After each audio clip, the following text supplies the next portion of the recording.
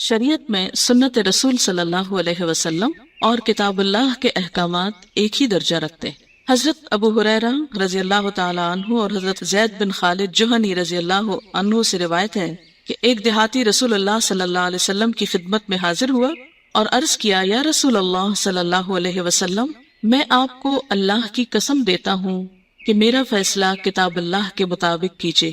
مقدمے کا دوسرا فریق زیادہ سمجھدار تھا، اس نے عرض کیا، ہاں یا رسول اللہ صلی اللہ علیہ وسلم، ہمارے درمیان کتاب اللہ کے مطابق ہی فیصلہ فرمائیے، لیکن مجھے بات کرنے کی اجازت دیجیے۔ آپ نے فرمایا، اچھا بات کرو۔ اس نے عرض کیا، میرا بیٹا اس شخص کے گھر نوکر تھا، اس نے اس کی بیوی سے زنا کیا۔ لوگوں نے مجھ سے کہا، تیرے بیٹے کے لیے رجم کی سزا ہے۔ میں نے اس کے بدلے 100 بکریاں صدقہ کی اور 1 لونڈی ادا کی۔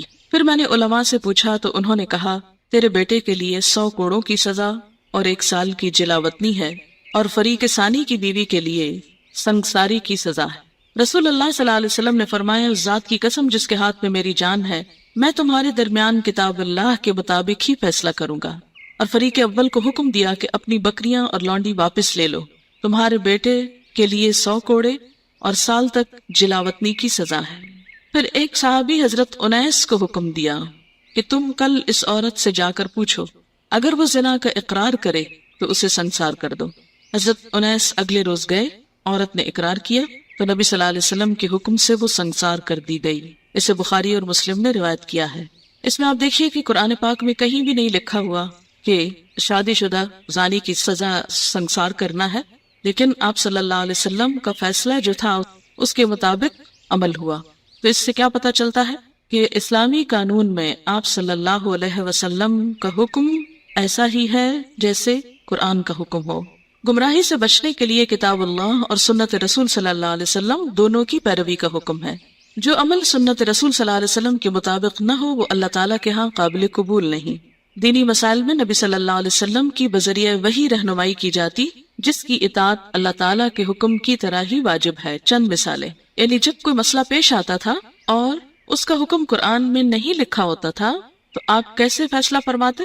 وحی کے مطابق۔ اور بسا اوقات جب وحی نہیں آتی تھی، آپ خود سے فیصلہ فرما دیتے، تو وحی کے آنے پر اگر اس کی اصلاح ہوتی تو آپ اپنے فیصلے کو بھی بدل دیتے تھے۔ اس کی ایک مثال آپ کو میں نے قرآن پاک کی تفسیر میں دی تھی، اور وہ کیا کہ ایک خاتون آپ صلی اللہ علیہ وسلم کے پاس اپنے شوہر کی شکایت لے کر آئیں، اور وہ کیا تھی کہ میرے شوہر نے مجھ کو مارا ہے، تو مجھے کیا کرنا چاہیے۔ وحی الہی میں قرآن میں اس کا کوئی حکم نہیں تھا۔ آپ نے انصاف کے تقاضے کے تحت کیا حکم دیا کہ جاؤ اور تم بھی بدلہ لے لو، تم بھی مار سکتی ہو۔ لیکن ابھی وہ عورت جا نہ پائی تھی کہ وحی الہی سے اس کی تردید آ گئی اور اس کو روک دیا گیا۔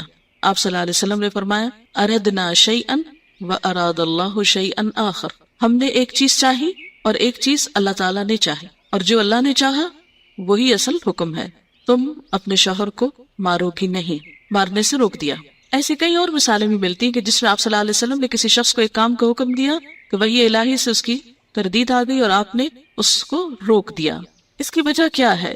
اس کی وجہ یہ ہے کہ آپ صلی اللہ علیہ وسلم براہ راست اللہ تعالیٰ کی نگرانی میں کام کر رہے تھے۔ جو کچھ بھی لوگوں کو سکھا رہے تھے اللہ تعالیٰ کے حکم سے سکھا رہے تھے۔ اور قرآن میں یہ بھی آتا ہے کہ وَمَا يَنْطِقُ عَنِ الْهَوَىٰ إِنْ هُوَ إِلَّا وَحْيٌ يُوحَىٰ، کہ آپ اپنی خواہشات کی باتیں نہیں کرتے، اپنی مرضی کے فیصلے نہیں سناتے رہتے۔ آپ جو بتاتے ہیں وہ دراصل وحی الہی پر مبنی ہوتا ہے، اور جہاں کہیں کوئی کمی بیشی ہوئی وہاں فوراً اللہ تعالیٰ نے مداخلت کی۔ مثلاً ایک اور واقعہ، جنگ احد میں جب آپ صلی اللہ علیہ وسلم کا چہرہ مبارک زخمی ہوا، آپ کا دانت شہید ہوا اور آپ کے چہرے سے خون بہہ رہا تھا، تو آپ نے اس وقت ایک بات فرمائی تھی، یاد ہے آپ کو، کہ وہ قوم کیسے فلاح پا سکتی ہے جو اپنے نبی کو زخمی کر دے۔ قرآن پاک میں اللہ تعالیٰ فرماتے ہیں، سورۃ آل عمران 128، لیس لک من الامر شیء او یتوب علیہم او یعذبہم فانہم ظالمون، یعنی فیصلہ آپ نہیں کریں گے، وہ تو اللہ کرے گا، چاہے ان کو معاف کر دے یا ان کو عذاب دے۔ ایسا ہوا کہ ان میں سے بعض لوگ مسلمان ہو گئے بعد میں، اور اس کی ایک بڑی مثال آپ کو یاد ہوگی، خالد بن ولید، اور ان کے علاوہ اور لوگ بھی، ابو سفیان خود، اور اسی طرح بہت سے لوگ ایسے تھے جو مسلمان نہیں ہوئے اور کفر کی حالت میں ہی فوت ہو گئے۔ اب اللہ کا فیصلہ ہے، جو چاہے ان کے ساتھ معاملہ کرے۔ ہمیں تو ویسے بھی حق نہیں کہ کسی کے بارے میں جنتی یا جہنمی ہونے کا دنیا میں ہم فیصلہ کریں۔ تو اس سے کیا پتہ چلتا ہے؟ آپ کو یاد ہوگا قرآن پاک میں ایک آیت ہے حضرت نوح علیہ السلام کے بارے میں، جس میں اللہ تعالیٰ فرماتے ہیں وَاصْنَعِ الْفُلْكَ بِأَعْيُنِنَا وَوَحْيِنَا، کشتی بناؤ کس طرح؟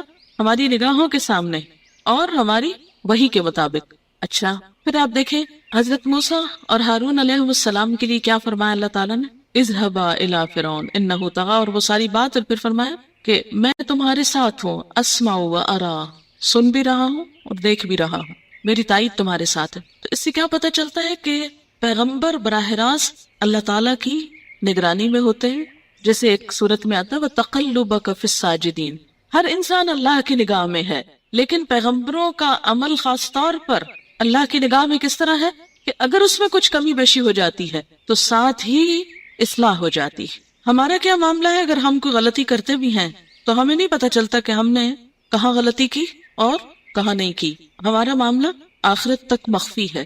لیکن پیغمبر چونکہ سب لوگوں کے لیے رہنما ہوتے ہیں اور اللہ تعالیٰ نے خود حکم دیا ہے لَقَدْ كَانَ لَكُمْ فِي رَسُولِ اللَّهِ أُسْوَةٌ حَسَنَةٌ، تمہارے لیے اللہ کے رسول صلی اللہ علیہ وسلم کی زندگی میں بہترین نمونہ ہے، لہٰذا اگر کہیں ان سے کوئی کمی بیشی ہوتی ہے تو اس کی فوراً اصلاح کر دی جاتی۔ سورۃ التحریم میں آتا ہے آپ صلی اللہ علیہ وسلم کو شاید پسند تھا، کسی وجہ سے آپ نے اس کو اپنے لیے حرام کیا تو اللہ تعالیٰ نے فوراً مداخلت کی، یا ایھا النبی لم تحرم ما احل اللہ لک۔ اس سے کیا پتہ چلتا ہے کہ نبی اپنی مرضی سے کسی چیز کو حرام نہیں قرار دیتے۔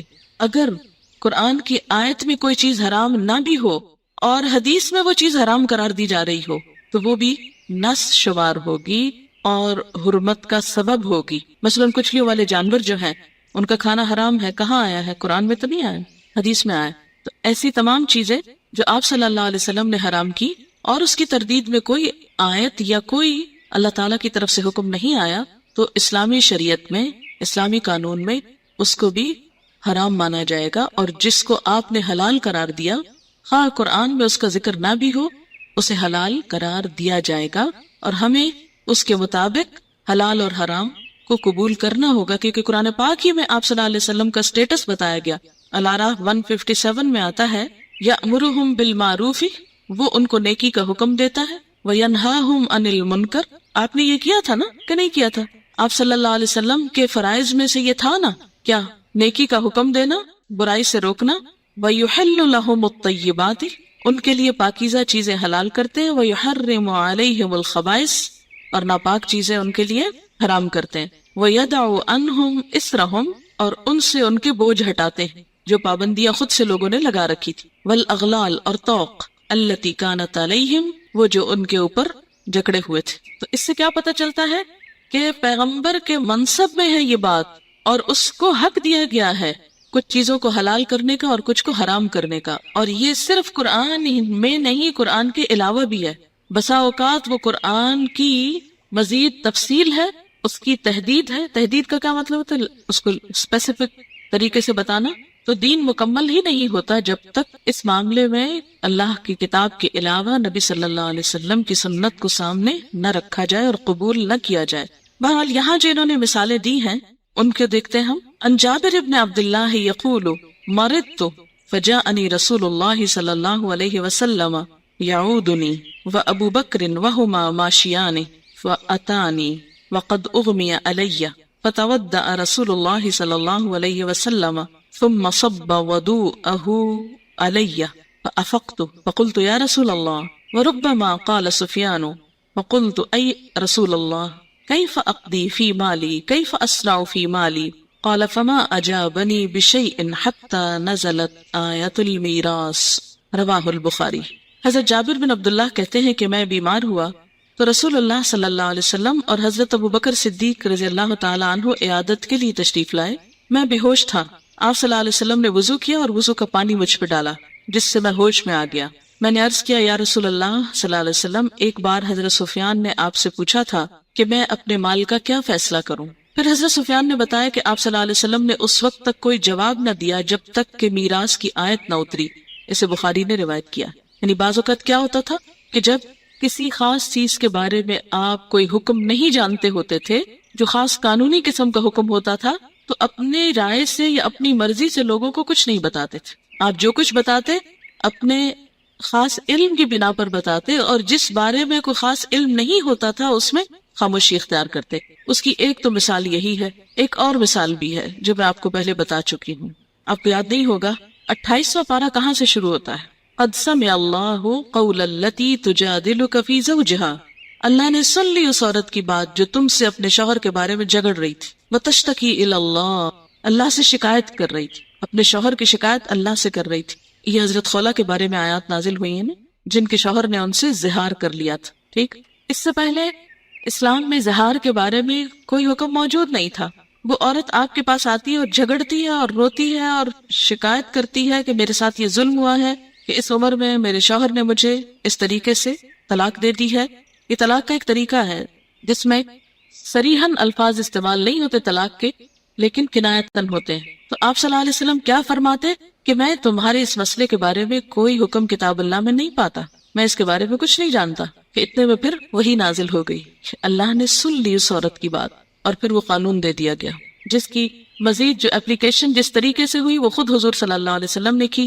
اللہ تعالیٰ نے زہار کا قانون اتارا، فرمایا والذین یظاہرون من نسائہم، وہ مرد جو اپنی عورتوں سے زہار کرتے ہیں، ثم یعودون، پھر لوٹ آتے ہیں، یعنی اپنی غلطی کا اعتراف کر لیتے ہیں اور رجوع چاہتے ہیں، لما قالو، جو انہوں نے کہا اس کو واپس لینا چاہتے ہیں، ہے ایک بات ہی جو منہ سے نکلی ہے، اب اس بات کو پلٹانا چاہتے ہیں، اس کے لیے جرمانہ دینا پڑے گا. کیا؟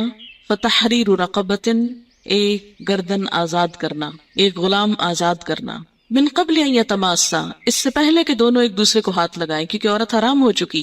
ذالکم توعظون بہ واللہ بما تعملون خبیر، فمن لم یجد، جس کو گردن نہ ملے، فصیام الشہرین متتابعین، 2 مہینے لگاتار روزے رکھے. من قبل ان یتماسا، مذاق ہے، اور یہ کنایتاً عورت کو اپنے سے الگ کرنے کا انداز ہے.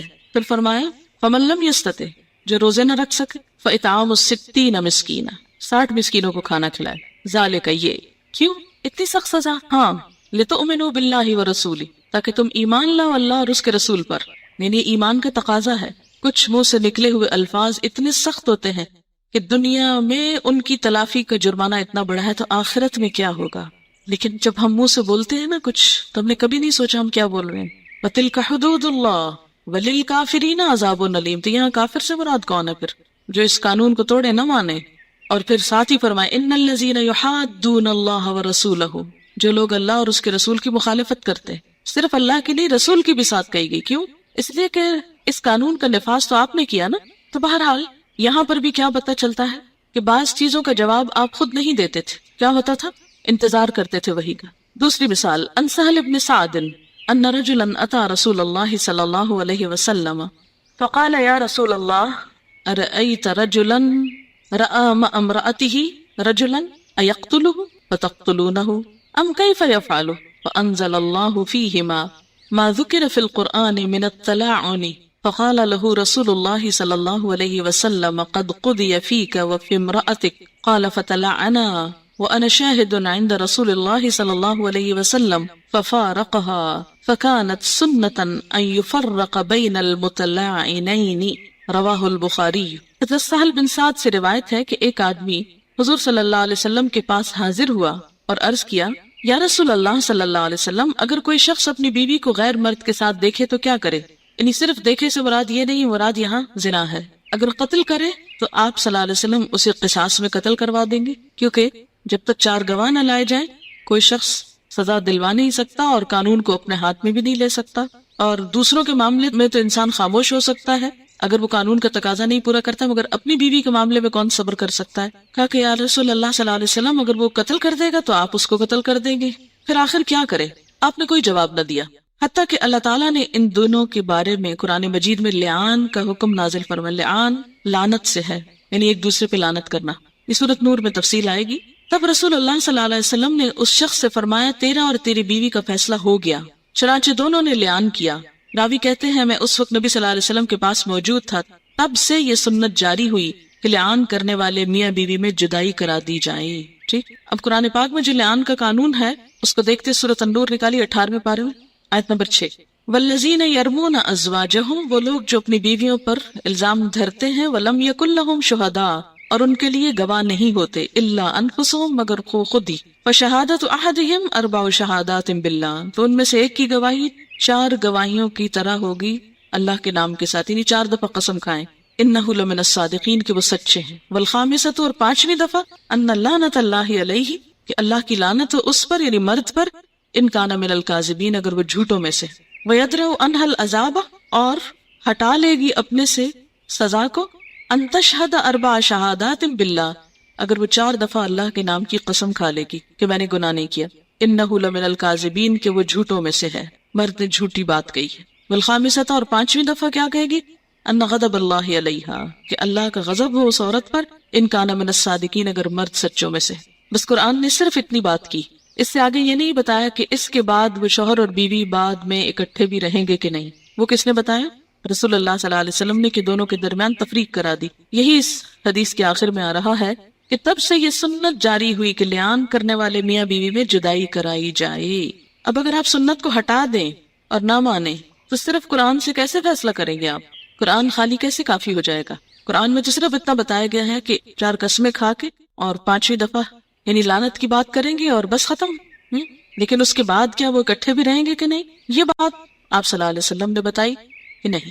ان عبد اللہ رضی اللہ عنہ قال بین انا مع النبی صلی اللہ علیہ وسلم فی حرس وهو متکئ علی عصیب اذ مر اليہود فقال بعضهم لبعض سلوه عن الروح فقال ما رأيكم الیہ وقال بعضهم لا يستقبلكم بشيء تكرهونه فقالوا سلوه فسألوه عن الروح فأمسك النبي صلى الله عليه وسلم فقالوا سلوه فسألوه عن الروح فأمسك النبي صلى الله عليه وسلم فلم يرد عليهم شيئا فعلمت أنه يوحى إليه فقمت مقامي فلما نزل الوحي قال ويسألونك عن الروح قل الروح من أمر ربي وما أوتيتم من العلم إلا قليلا رواه البخاري۔ حضرت عبداللہ بن مسعود رضی اللہ تعالیٰ عنہ کہتے ہیں کہ ایک دفعہ میں نبی صلی اللہ علیہ وسلم کے ساتھ ایک باغ میں تھا۔ آپ صلی اللہ علیہ وسلم کھجور کی ایک چھڑی پر ٹیک لگائے ہوئے تھے، یعنی ایک سٹک پکڑے ہوئے تھے، تو یہودی گزرے۔ وہ آپس میں ایک دوسرے سے کہنے لگے یعنی محمد صلی اللہ علیہ وسلم سے روح کے بارے میں سوال کرو۔ ان میں سے ایک نے کہا محمد صلی اللہ علیہ وسلم کے بارے میں تمہیں کس چیز نے شک میں ڈال دیا ہے کہ وہ پیغمبر ہی نہ ہو؟ کچھ یہودیوں نے کہا محمد صلی اللہ علیہ وسلم کوئی ایسی بات نہ کہتے جو تمہیں ناگوار گزرے۔ پھر انہوں نے فیصلہ کر کے کہا اچھا چلو سوال کرو۔ چنانچہ یہودیوں نے آپ صلی اللہ علیہ وسلم سے پوچھا روح کیا چیز ہے؟ آپ خاموش رہے، کوئی جواب نہ دیا۔ میں سمجھ گیا کہ آپ پر وحی نازل ہو رہی ہے، چنانچہ اپنی جگہ پر کھڑا رہا۔ جب وحی نازل ہو چکی تو آپ صلی اللہ علیہ وسلم نے یہ آیت تلاوت فرمائی، یسألونک عن الروح قل الروح من امر ربی۔ ترجمہ، اے محمد لوگ آپ سے روح کے بارے میں سوال کرتے ہیں، کہہ دیجئے روح میرے رب کا حکم ہے اور تم کو اس کے بارے میں کم ہی علم دیا گیا ہے۔ بنی اسرائیل 85۔ اسے بخاری نے روایت کیا ہے۔ اس سے کیا پتہ چلتا ہے کہ اب 2 چیزیں ہمارے سامنے آ گئی نا۔ ایک کیا کہ جس چیز کے بارے میں آپ کو علم نہیں ہوتا تھا آپ خاموشی اختیار کرتے اور وحی کے ذریعے جواب آتا۔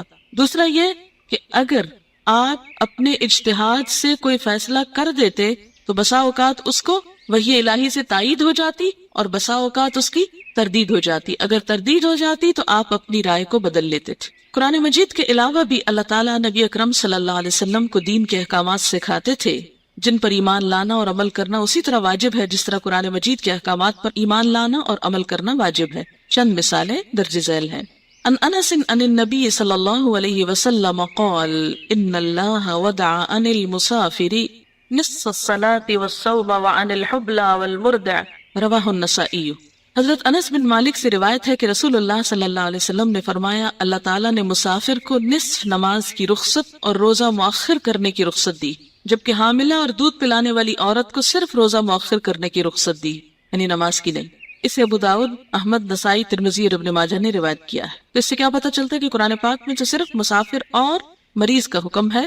اب دودھ پلانے والی عورت کو مریض تو نہیں ہوتی نا، اور اسی طرح حامل بھی ضروری نہیں کہ مریض ہو۔ ایسی صورت میں پھر کیا ہے، کہاں سے پتہ چلے گا؟ اور اگر آپ نہیں حدیث مانے تو آپ پھر روزہ رکھا کیجئے۔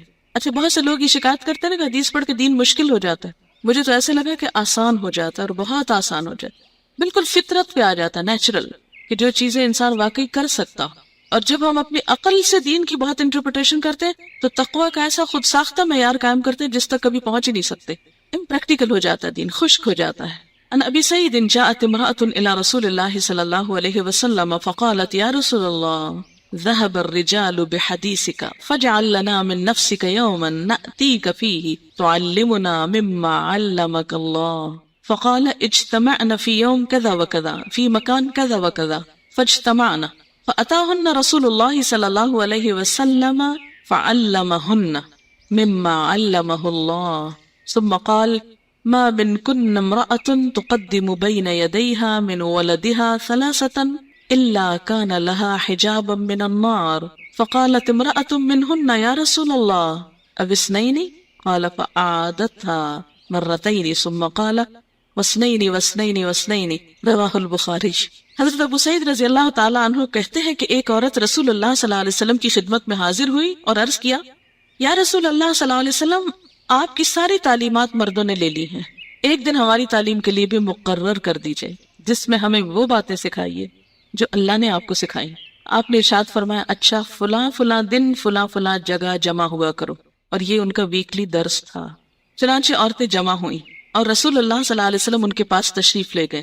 کہیں نہیں آتا کہ بیچ میں کرٹن لگایا یا کوئی بیچ میں ایسا انتظام کیا، یعنی ڈائریکٹ تعلیم تھی، اور جو باتیں اللہ نے آپ کو سکھائی تھی وہ ان کو سکھائیں. اچھا بعض لوگوں کو جب یہ بات میں نے بیچ میں ایسے ایک جملہ معترضہ بول دیا، یہ جواب معترضین بول دیا کہ اور جگہوں کے برعکس ہم جب بھی کسی اسکالر کو اسلام آباد میں بھی یا یہاں بلاتے ہیں تو بیچ میں ان نیچرل قسم کا ہنڈرس کھڑا نہیں کرتے. جس کو حجاب کرنا ہے وہ اپنا حساب خود کر لے، کیونکہ بازار میں بھی جب آپ جاتے ہیں تو اپنے ارد گرد کوئی ایسی چیز تان کے نہیں جاتے کہ کسی کی نظر آپ پہ پڑے ہی نہ. اور یہ ہے کہ ہر شخص اپنی نگاہوں کی، اپنے بیہیویئر کی خود حفاظت کرے.